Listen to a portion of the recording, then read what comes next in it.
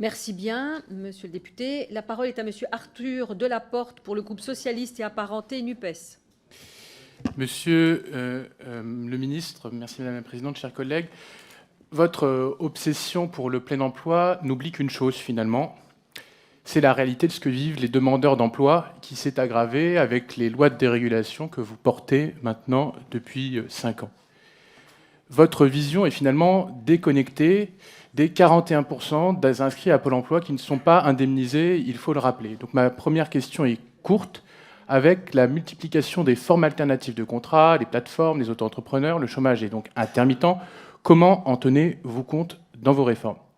Ma deuxième question est relative à un autre oubli des demandeurs d'emploi. Ça représente à peu près même plus de la moitié des demandeurs d'emploi. Ce sont les demandeuses d'emploi, c'est-à-dire les femmes que vous avez évoquées, qu'à travers leur famille. Dans le Calvados, comme partout en France, les associations qui les accompagnent déplorent deux grandes problématiques. La première, celle de la mobilité. Et je ne vous ai pas entendu en parler. Martine, par exemple, a 50 ans. Elle a quitté la région parisienne et perçoit depuis 2018 alternativement salaire, RSA et... Excusez-moi, je peux parler s'il vous plaît? C'est vrai que quand on parle de la réalité, c'est toujours un peu plus dur à entendre. Mais elle doit refuser régulièrement des offres d'emploi parce qu'elle ne peut pas payer ses transports. Et figurez-vous que son RSA n'est jamais payé dans les délais parce qu'elle attend pendant plusieurs mois ses bulletins de salaire. Et la réforme de l'assurance chômage n'a fait qu'aggraver la situation.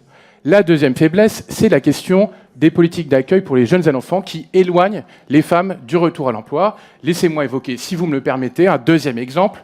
Celui de cette femme de 38 ans de ma circonscription, victime de violences conjugales, qui a mis 5 ans à se séparer et qui a un enfant et qui n'arrive pas à gérer ses démarches d'emploi et qui n'arrive pas à retrouver un emploi. C'est ça la réalité des demandeurs d'emploi, monsieur le ministre. Écoutons-la et plutôt soyons à leur écoute.